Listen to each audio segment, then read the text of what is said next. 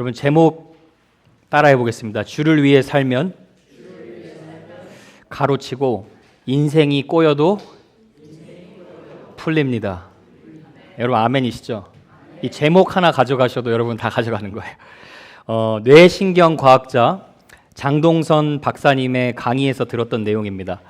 자신이 겪었던 수많은 과거의 아픔을 이야기하시면서 세상 사람들 중에 누구나 인생이 탄탄대로로 풀리지 않는 꼬임, tangled, 꼬임을 경험한다라고 얘기를 합니다. 그런데 이분이 뇌신경학자시잖아요. 사실 인간의 뇌가 존재하는 이유가 그렇게 꼬인 인생을 풀어나가기 위해 존재한다라는 거예요. 자, 예를 들자면 뇌가 없는 박테리아나 식물들은 그 DNA 유전자가 다 계획한 대로만 살아간다고 합니다. 그래서 만약에 먹이를 찾던 환경이 변하거나 그 먹이를 찾던 곳에 독소가 생기면 이미 유전자가 그렇게 계획된 대로만 살아서 새로운 변화에 대응할 수 있는 능력과 힘이 전혀 없대요. 그런데 뇌를 가진 인간은 다르다는 거죠. 우리가 식사를 하던 곳에서 독소가 나오는 걸 발견하고 경험한다.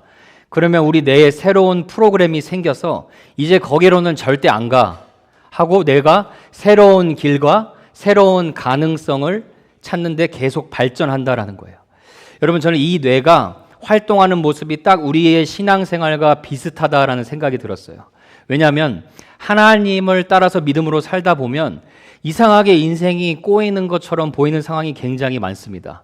그런데 그런 꼬임을 통해서도 하나님이 이렇게 내 인생을 풀어주시는구나 하고 오히려 우리의 믿음이 더 굳건해지고 강건해지고 성숙해진다는 것을 발견하게 됩니다.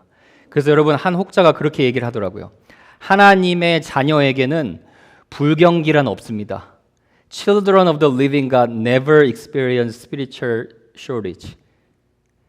하나님이 나와 함께 하심이 믿어진다면 넘어지면 넘어지는 대로 은혜가 있고 인생이 아무리 꼬아 보여도 꼬이는 대로 은혜가 있어요. 왜냐? 하나님께서 저와 여러분의 인생을 어떻게 풀어주시는지 여러분이 직접 경험하기 때문입니다. 오늘 본문에서 우리가 그걸 보게 돼요. 바울이 로마로 가는 여정, 복음 한번 전하러 가는데 얼마나 힘든지 몰라요. 근데 동시에 바울이 꼬인 바울의 인생, 하나님께서 어떻게 바울을 풀어가 주시는지 바울이 그 은혜를 경험하게 됩니다. 오늘 말씀을 듣는 여러분 가운데 혹시나 여러분의 인생에 무언가 꼬였다라고 느끼는 것이 있으신 분이 있는지 모르겠어요. 가정의 관계 때문일 수도 있고 또 사람들과의 관계 때문일 수도 있고 경제적인 어려움이 때문일 수도 있고 여러 가지 인생에 꼬인 것들이 있지만 꼬인 인생을 풀어주신 데 전문가이신 하나님의 은혜를 오늘 말씀 가운데 여러분 경험하실 수 있기를 축복합니다. 오늘 12절부터 15절까지 일단 먼저 보면 하나님이 어떻게 바울을 풀어주시느냐, 악한 계획 속에서도 하나님은 일하신다라는 거예요. 자, 본문 상황을 일단 한번 보겠습니다. 12절, 13절을 한번 볼게요. 날이 새매 유대인들이 당을 지어 맹세하되 바울을 죽이기 전에는 먹지도 아니하고 마시지도 아니하겠다 하고 이같이 동맹한 자가 40여 명이더라. 바로 전날에 하나님께서 담대하라, 너는 분명히 로마에 가서 복음을 증언할 것이다, 그 말씀을 들었어요. 용기를 얻었죠. 근데 바로 그 다음 날 여러분 40명의 테러단이 유대인들이 지금 바울을 죽이려고 동맹을 했다라는 거예요. 여러분 한번 생각해 보세요. 여러분 주위에 누군가 한 명이 작정하고 여러분을 죽이겠다고 결심하면 얼마나 무섭겠어요. 그런데 바울은 지금 40명이 바울을 죽이려고 지금 목숨을 노리는 거예요. 그런데 여러분 이 부분을 그냥 단순히 40명의 유대인들이 나를 죽이려 하는구나 이렇게만 보지 마시고 역사로 한번 보시면, 역사를 보면 항상 선을 위해 살아가는 사람들과 그 선을 뒤집으려고 하는 악한 무리들이 있었다라는 거 알게 됩니다. 그런데 오늘날 우리에게도 지금 똑같이 일어나는 영적인 현실이 바로 이 일이에요. 자, 베드로전서 5장 8절을 보세요. 근신하라 깨어라, 너희 대적 마귀가 우는 사자같이 두루다니며 삼킬 자를 찾는다. 자, 영적으로 마귀가 삼킬 자를 찾고 있는데 그 삼킬 자가 누구냐? 하나님의 자녀들이라는 거예요. 하나님 밖에 있는 사람들이 아니라 하나님의 자녀들을 삼키려고 찾는데 마귀의 공격 대상 1순위가 누구냐? 이제 막 염려를 하나님께 다 던져버리고 정말 믿음으로 살기 시작하는 사람들. 마귀의 공격 대상 1순위예요. 하나님과의 관계를 trivialize, 사소하게 여기지 않고 진지하게 생각하고 우선순위에 맞추어서 살아가는 믿음의 사람들, 이 믿음의 사람들을 삼키려고 마귀가 공격한다라는 거예요. 그래서 근신하고 깨어 있으라는 거예요. 여러분, 오늘 본문 보면 바울을 지금 죽이려고 하는 때가 언젠지 저는 보니까 놀라워요. 날이 세매라고 얘기를 해요. 그 전날에 하나님의 말씀으로 위로받고 힘없고 나는 반드시 복음을 전할 거야 라고 힘없는 그날 바로 다음 날, 날이 샌 다음 날, 그때 공격한다라는 거예요. 하나님의 말씀으로 힘얻은 그때. 자, 여러분, 근데 중요한 사실은 바울이 그 사실을 전혀 모르고 있다는 거예요. 바울은 지금 전혀 몰라요. 자, 여러분한테 한번 질문해 볼게요. 바울이 이 테러단 40명한테 죽습니까? 안 죽습니까? 절대 안 죽어요. 왜냐하면 하나님께서 이미 약속하셨잖아요. 그러니까 여러분, 이걸 하나님의 입장에서 보면 하나님은 악한 계획, 악한 공격도 사용하셔서 우리 삶에 하나님의 뜻을 이루어 가시는 분이라는 거예요. 그걸 보여주는 거예요. 자, 여러분, 예수님의 삶을 한번 생각해 볼게요. 마태복음 4장에 보면 예수님을 공격하려고 마귀가 시험하려고 다가오죠. 근데 마귀의 목적은 무엇이냐? 예수님이 십자가 지지 못하게 해서 우리를 구원하지 못하게 하는 게 마귀의 시험의 목적이에요. 근데 마태가 예수님을 공격하는 때를 분명히 강조해서 얘기를 합니다. 뭐라고 얘기를 하냐면 그때에 마귀가 예수님께 다가왔다라고 얘기를 해요. 그럼 그때가 언제냐? 여러분, 마태복음 3장 제일 마지막이 어떤 일이 있었는지 기억나시는 분 계세요? 예수님이 세례 요한에게 세례를 받은 직후예요. 그렇죠? 하나님의 사명을 이제 감당합니다라고 결단한 그때에 마귀가 찾아왔어요. 그렇죠? 여러분, 영적인 일에 뭔가 내가 새롭게 순종하려고 결단할수록 마귀는 공격해요. 마귀는 시험하러 찾아와요. 근데 더 중요한 게 있어요. 그 마귀를 무서워하면 안 돼요. 4장 1절을 잘 보세요. 자, 같이 한번 읽어볼까요? 시작. 그때에 예수께서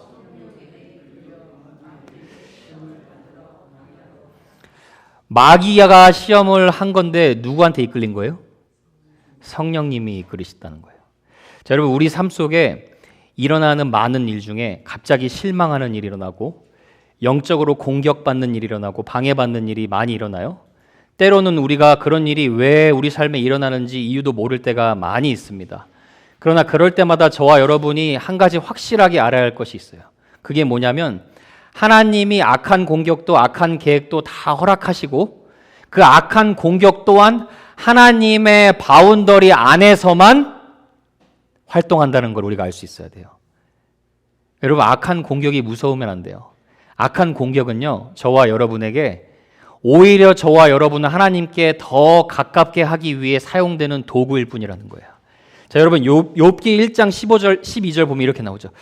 하나님이 욥을 건드리라고, 몸도 치라고, 질병을 주라고 하고 자녀들도 빼앗아 가라고 허락하세요. 보세요. 여호와께서 사탄에게 이르시되 내가 그의 소유물을 다 네 손에 맡기노라. 하나님이 사탄한테 허락해서 공격한 거예요. 근데 잘 보세요. 그의 몸에는 네 손을 대지 말지니라. 하나님의 자녀는 사탄이 아무리 공격을 해도 함부로 건들 수가 없어요. 하나님이 정하신 선 안에서만 공격하도록 허락하시는 거예요. 그런데 그 공격을 통해 모든 일 가운데 하나님의 선하심을 더 깊이 경험하게 되는 재료가 될 뿐이라는 거예요. 우리가 그걸 기억할 수 있어야 합니다. 그래서 여러분, 바울이 로마서 8장에 보면 당당하게 얘기를 하잖아요. 하나님이 우리를 위하시는데 감히 누가 우리를 대적하리요? 여러분, 악한 공격과 우리 삶에 실망하는 많은 상황 가운데 우리가 이런 걸 하나님 앞에 당당하게 외칠 수 있어야 돼요. 하나님이 우리를 위하신다. 누가 나의 믿음을 대적하리요? 이렇게 담대할 수 있는 이유가 무엇이냐? 로마서 8장 37절에 바울이 이렇게 얘기를 해요. 그러나 이 모든 일에 우리를 사랑하시는 이로 말미암아 우리가 어떻게 이겨요? 넉넉히 이긴다라는 거예요. 말씀을 잘 보세요. 좋은 일이 일어날 때만이 아니에요. 이 모든 일에 악한 공격이 있을 때, 나를 넘어뜨리려는 악한 원수의 계획 속에서도 이 모든 일에 우리를 사랑하시는 하나님으로 말미암아 넉넉히 이긴다라는 거예요. 여기서 넉넉히 이긴다, 넉넉히라는 말이 원어로 하이퍼 니카오라는 말인데, 겨우 이기는 진땀 승부가 아니라 4대 3으로 이기는 승부가 아니라 압도적으로 승리한다라는 거예요. 근데 누가 압도적으로 승리해요, 여러분? 하나님의 말씀을 믿고 그 사명의 길을 걸어가는 자들. 사랑하는 여러분, 저와 여러분이 하나님 편에 서 있다면 하나님이 우리를 위하신다라는 거 기억하실 수 있기를 바랍니다. 슬픈 상황, 이해할 수 없는 상황, 여러분의 삶에 왜 이렇게 내 믿음이 다운되고 사탄이 공격하는 것 같고 주변 상황이 왜 나를 이렇게 다 둘러싸는 것 같지? 그건 하나님은 그 상황 속에서도 그것을 통해 저와 여러분을 하나님께 더 가까이 밀어주시는 분이라는 거, 그것을 여러분 꼭 기억하실 수 있기를 축복합니다. 두 번째로는 생각지도 못한 방법으로 보호하시는 하나님 보게 돼요. 자, 여러분, 지금 바울의 상황만 놓고 보면 그 전날보다 사실 오늘이 더 하나님의 위로의 말씀이 필요한 타이밍이에요. 그렇죠? 그 전날에는 사실 맞기만 했지 죽음의 위협까지는 없었거든요. 근데 지금은 40명 암살단이 바울을 죽일 타이밍이 다 준비됐어요. 유대인 공회들까지 모여서 공회에 오면 바울을 바로 죽이기로 다 말이 끝난 상태예요. 근데 여러분, 하나님이 얼마나 멋지시고 놀라우신 분인 줄 아세요? 하나님이 갑자기 바울을 돕는 자를 보내세요. 그게 누구냐면 16절에 보니까 바울의 생질이다라고 나와요. 바울의 생질이 누굴까요? 성경에는 바울의 가족이 언급된 곳이 한 군데도 없어요. 근데 오늘 영어로 보면 정확히 누군 줄 알 수가 있어요. 바울의 생질이 누구냐면 sister's son이라고 나와요. 조카예요. 바울의 누나의 아들이 어디선가 갑자기 나타나서 저 유대인 암살단들이 말하는 것을 다 듣고 그리고 바울에게 가서 이야기해 주는 거예요. 여러분, 이런 경우 겪으신 적 있으시죠? 생각지도 못한 상황에 생각지 못한 사람을 통해 하나님께서 도움을 주세요. 세상 사람들은 이거를 럭키라고 그래요. 행운이다, 우연이다라고 얘기해요. 그런데 하나님을 믿는 저와 여러분은 이걸 하나님의 섭리라고 얘기합니다. 섭리는 뭐냐면 보이지 않는 하나님의 손길이 우리를 보존하고 그리고 우리를 다스리고 계신다라는 거예요. 자, 보존이라는 말 좀 어렵죠, 우리 영어권들. 언제나 하나님이 일하시지 않는 것 같아도 하나님이 우리를 프리저브하고 계시고 우리의 삶을 govern 하신다라는 거예요. 통치하고 계신다라는 거예요. 자, 이 소식을 듣자마자 천부장에게 조카를 보내요. 천부장에게 가서 이 일을 알려달라고. 자, 그 말이 18절에 나옵니다. 18절 한번 보세요. 천부장에게 데리고 가서 이르되 죄수 바울이 나를 불러 이 청년이 당신께 할 말이 있다 하여 데리고 가기를 청하더이다 하매. 자, 여기서 여러분 조금 특이한 부분이 있어요. 바울이 지금 자기 자신을 뭐라고 표현하고 있죠?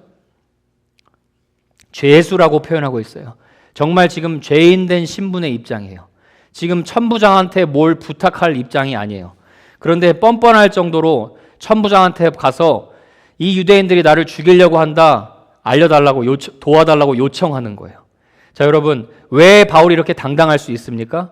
하나님이 자신을 보이지 않는 모든 손길로 보호하고 계심을 철저히 신뢰했기 때문이에요. 여러분, 예수 믿는 사람이 세상 앞에 담대할 수 있는 이유가 있다면 이거 하나예요. 다른 옵션은 없습니다. 하나님을 신뢰하는 거예요. 나 자신을 신뢰하는 것이 아니라 하나님만을 신뢰하기 때문에 세상 앞에 담대할 수 있는 거예요. 여러분, 솔직하게 한번 생각해 보면 세상에 저와 여러분보다 똑똑한 사람들이 천지입니다. 맞습니까? 여러분, 노벨상 한 번이라도 받아본 적 있으세요? 없으시죠? 세상에 우리보다 똑똑한 사람 너무나 많아요. 그렇다고 우리가 세상 부자들처럼 돈을 쌓아놓고 재산이 많은 것도 아니에요. 그런데 크리스찬이 유일하게 담대하고 죄인의 신분인데도 이렇게 당당하게 요청할 수 있는 이유가 무엇이냐? 저는 그 이유를 하이델베르그 요리문답 1번으로 한번 표현해 볼게요. 자, 보세요. 1번 같이 한번 이걸 읽어볼게요. 시작. 살아서나 죽어서나 당신의 유일한 위로는 무엇입니까? 살아서나 죽어서나 나는 나의 것이 아니요 몸도 영혼도 나의 신실한 구주 예수 그리스도의 것입니다. What is our only hope and life and death? 하면 that my life belongs to my faithful Savior Christ alone. 이게 여러분 우리가 인생에서 가질 수 있는 유일한 당당함이자 위로라는 거예요. 여러분 반대로 진짜 불행한 인생이 어떤 인생인 줄 아세요? 살아도 죽어도 내 인생은 나의 것이요 나는 나를 위해 행복하게 살겠습니다. 이 사람이 제일 불쌍한 인생이에요.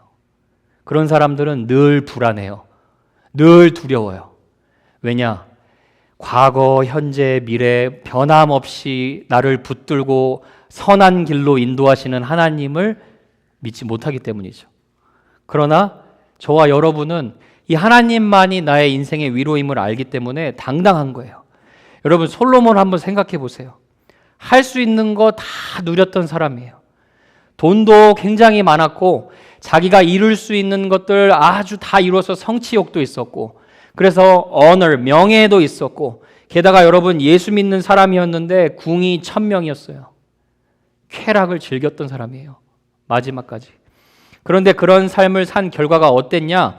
뭐라고 표현합니까? 솔로몬이 헛되고 헛되니 모든 것이 헛되다. Everything is meaningless. Without God, everything is meaningless. 저는 여러분 엊그저께 애들이 그 비눗방을 갖고 놀더라고요. 비눗방을 갖고 노는데 저는 딱 그 생각이 들어요. 하나님 없이 모든 걸 누리는 인생, 하나님 없이 모든 걸 내가 지려고 하는 인생, 내가 막상 딱 졌는데 비눗방울 딱 잡으면 어떻게 됩니까? 비눗방울 다 사라져버려요. 잡았다고 하는 순간 내 눈앞에 모든 게 사라져요. 사랑하는 여러분, 뭐 하나 아무것도 가진 거 없어도 여러분이 하나님이 여러분의 아버지 되신 것이 진짜 인생의 위로임을 믿으실 수 있길 바랍니다. 전 이 바울의 상황이 에스더의 상황과 오버랩이 되더라고요. 제가 에스더로 예전에 페이퍼를 썼었는데 신기한 게 에스더서에는 하나님이라는 말이 단 한 번도 나오지가 않아요. 갓이라는 말이 한 번도 없어요. 또 출애굽기처럼 홍해가 갈라진다라던가 여호수아 10장에 나온 것처럼 해와 달이 멈춰버린다던가 이런 초자연적인 기적이 전혀 등장하지 않아요. 근데 여러분 그게 에스더서의 매력이고 포인트예요. 무슨 말을 하고자 하는 거냐? 하나님이 살아계신 거 맞나? 전혀 일하시지 않는 것 같은데 그런데 하나님은 모든 상황과 모든 사람들을 진두지휘하셔서 자신의 백성을 철저히 보호하고 계심을 보여주는 게 에스더서예요. 지금 이 바울을 통해 우리는 그걸 똑같이 볼 수가 있죠. 여러분, 여러분의 삶에 이 하나님께서 여러분을 변함없이 보호하고 계심을 믿으십니까? 정말 믿으세요? 아이런사이드라는 목사님이 이런 말을 하셨어요. 우리가 하나님의 얼굴을 볼 수 없을 때 하나님은 가장 가까이 계십니다. 그분의 음성이 들리지 않은 것 같을 때 하나님은 가장 가까이 계십니다. 그리고 하나님의 이름조차 언급되지 않는 그때에 하나님은 우리를 위해 가장 크게 일하고 계십니다. 여러분, 우리는 때로 하나님이 정말 일하고 계신가? 의심할 때가 많아요. 저는 목회자로서 하나님이 일하고 계신가? 하루에도 100번이고 의심할 때가 있어요. 왜요? 저도 사람이니까. 열매가 안 보이면 하나님 일하고 계시나? 100번이고 의심해요. 그런데 하나님이 말씀을 통하여 분명하게 저한테 확신을 주는 거예요. 보이지 않지만 네 눈에 모든 사람과 모든 사람, 내가 오케스트라에서 너를 철저히 보호하고 우리 공동체 철저히 보호하고 하나님의 뜻대로 하나님의 선하신 일을 이루고 가신다라는 거예요. 여러분, 우리는요, 하나님이 보이지 않는다고 의심할 때는 하박국 선지자처럼 얘기를 해요. 하나님 도대체 어느 때까지입니까? 악인들이 아주 판을 치는데요. 언제까지 제 기도 안 들어주실 거예요? 야, 주님의 응답은 뭔 줄 아세요, 여러분? 너 기록한 그 말씀 봐봐. 보세요, 하박국 2절. 묵시를 기록하여 판에 명백히 서되 너 달려가면서 그거 읽어라. 더디게 보여도 기다리라는 거예요. 반드시 응한다라는 거예요. 여러분, 여러분의 자녀들이 언제 주님께 돌아올까? 더디게 보여도 여러분이 믿고 기도하면 하나님 반드시 하나님의 때에 응답하신다라는 거예요. 의심하지 말라는 거예요. 4절에 보여 이렇게 나와요. 믿음을 요구하세요. 의인은 그의 믿음으로 말미암아 살리라. 하나님은 우리가 기대하는 방식으로 일하시지 않으세요. 하나님은 우리가 원하는 속도로 일하시지 않으세요. 그러나 하나님이 하나님 되심을 인정하는 믿음을 요구하세요. 그렇게 여러분 믿음을 요구했을 때 믿음으로 반응하면 하박국의 선지자 고백이 바뀌어요. 어느 때까지니까? 여러분, 이게 우리의 고백일 수 있어요. 하나님 언제까지요? 도대체 언제까지요? 하나님. 아니, 언제 들어주실 거예요? 근데 믿음이 바뀌면 여러분 잘 아는 복음성가 노래 알죠?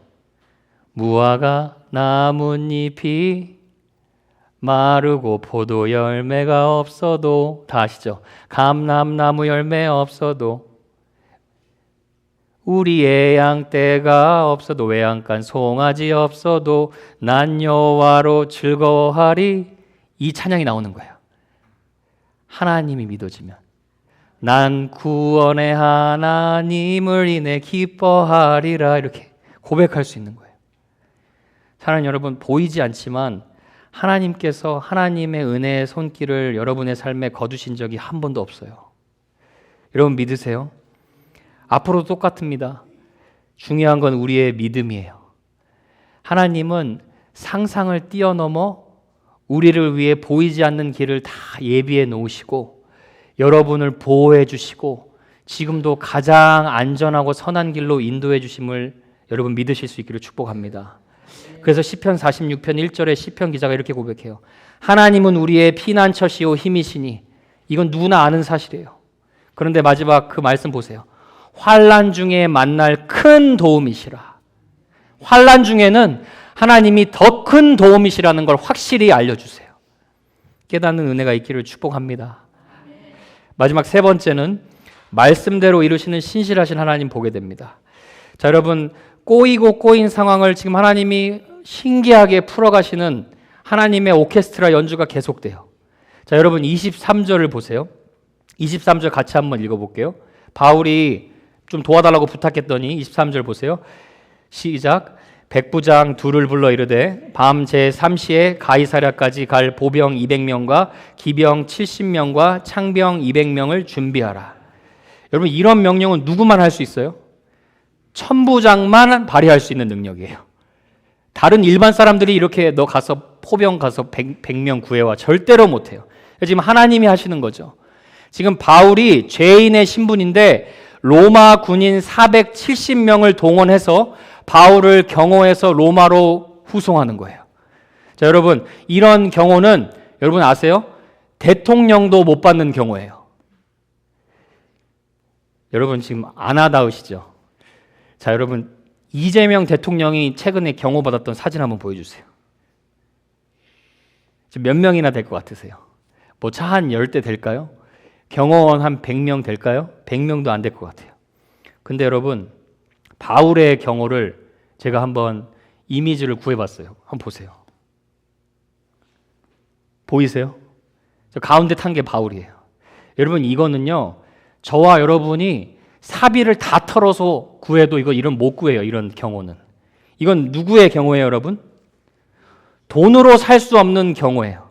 믿음으로만 하나님께 받는 경호인 줄 믿습니다. 하나님이 여러분을 그렇게 보호하시는 거예요. 알 수 없는 방법으로. 근데 왜 경호를 하셨냐? 24절에 이어서 보면 바울을 태워서 총독 벨릭스에게로 무사히 보내기 위하여 짐승을 준비하라 명했다. 그러니까 로마 총독 벨릭스 앞에 서서 벨릭스 앞에서 복음을 전할 수 있게 하시려고 하나님이 보내신 거예요. 자, 벨릭스 앞에 서고 나서 누구 앞에 서느냐? 그 다음 가이사 앞에 서요. 가이사 앞에 서고 나서 누구 앞에 서느냐? 로마 네로 황제한테 서요. 근데 여러분 그거 아세요? 바울이 복음은 전했는데 이 황제들 아무도 복음을 받아들이진 않아요. 그러나 나중에 빌립보서 4장 22절에 보면 가이사 황제의 가정이 예수님을 받아들여 household of God이라고, 하나님의 가정이 됐다라는 것이 드러나요. 그러니까 지금 보면은 하나님께서 철저히 보호하셔서 하나님이 바로 그 전날에 말씀하신 약속, 담대하라, 너가 로마에 가서 분명히 복음을 증언하게 될 것이다, 그 약속대로 이루시는 거예요. 거기다가 천부장이 직접 편지까지 써줍니다. 그 편지의 내용이 뭐냐? 총독각하, 우리가 자세히 바울에 대해서 확인해 봤는데 이 바울에게 한 가지라도 고발할 만한 것이 단 하나도 없습니다. 뭐를 얘기하는 거예요, 이게? 로마에서 자유롭게 복음을 전할 수 있는 공식적인 복음 자격증을 하나님이 주시는 거예요. 여러분, 바울이 이 말 타면서 얼마나 신이 났는지 상상이 되세요? 얼마나 신났을까요? 하나님이 약속하신 말씀을 반드시 신실하게 이루시는 분이시구나. 여러분 삶에 항상 기억하셔야 돼요. 현실의 상황을 보면 진짜 이 눈에 아무 증거 아니 배워도 해요. 그런데 하나님의 약속 위에 서야 돼요. God is faithfully keeping His promises. 죄인 신분인데 어떻게 말을 탑니까, 여러분? 하나님의 약속대로 반전의 은혜를 경험하게 하시는 거예요. 여러분, 신앙생활은 무엇이냐? 눈에 보이는 현실보다 하나님의 약속을 붙들고 살아가는 반전의 은혜를 경험하는 드라마의 연속인 줄 믿습니다. 그래서 여러분, 반전 드라마 많이 경험하셔야 돼요. 내 눈으로 내가 보이는 대로 살면 반전 드라마 경험하지 못해요. 그런데 이건 아닌데 그래서 하나님의 약속을 붙들면 하나님이 반전으로 은혜를 베풀어 주시는 걸 경험하게 됩니다. 근심과 걱정, 일어날 일, 상황들 너무나 많은데 그때 하나님의 말씀 붙들어야 돼요. 사람에게 감당치 못할 시험은 허락하지 않으신다고 약속하셨어요. 그 말은 무엇입니까? 하나님이 여러분 통해서 분명히 감당케 하신다고 힘을 주신다라는 거예요. 그래서 약속을 붙들어야 되는 것인 줄로 믿습니다. 여러분, 미국 최초의 해외 파송 선교사가 아도니람 저드슨이라는 분이세요. 이분이 인도 선교사 윌리엄 캐리 선교사님의 사역 보고서를 읽고 감동돼서 인도로 선교를 가는 도중에 영국 회사가 그 추방 압력이 너무나 심해가지고 생각지도 못하게 버마, 미얀마로 선교지를 바꾸게 됩니다. 근데 여러분, 저드슨 선교사님이요, 선교를 시작했을 때 처음 5년 동안 미얀마 언어를 배우고 계속해서 복음을 전했어요. 그런데 여러분, 결과는 어떤지 아세요? 처참합니다. 제로. 아무도 예수님을 안 믿었어요. 5년 동안. 근데 그럴 때마다 선교사님이 붙들었던 약속의 말씀이 있었어요. 그게 뭐냐면 시편 22편 27절이에요. 보세요. 땅의 모든 끝이 여호와를 기억하고 돌아오며 모든 나라의 모든 족속이 주의 앞에 예배하리니 나라는 여호와의 것이요 여호와는 모든 나라의 주제심이로다. 모든 나라의 왕은 오직 주님이시라는 거. 이 약속 믿고 버티신 거예요. 그리고 6년째 되는 해에 처음으로 현지인 정원 관리사에게 처음으로 세례를 주는 열매를 경험하게 돼요. 6년 만에 한 명 돌아온 거예요. 여러분, 한번 생각해 보세요. 5년 동안 보이지 않는 현실을 보며 얼마나 포기하고 싶었겠어요.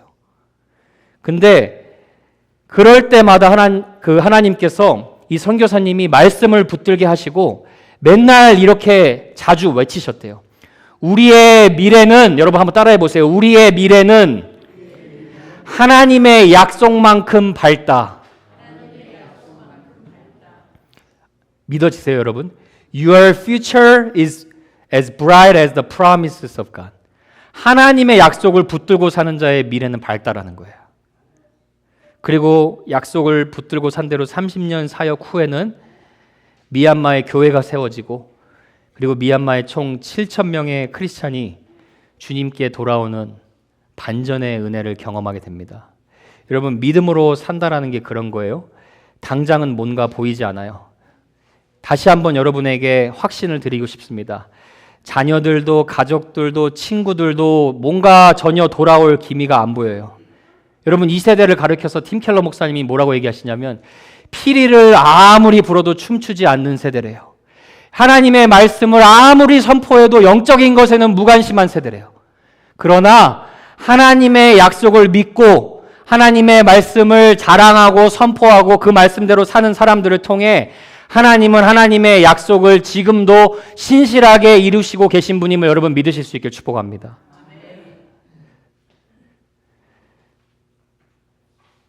그래서 찬송가 가사 아까 제가 얘기했죠.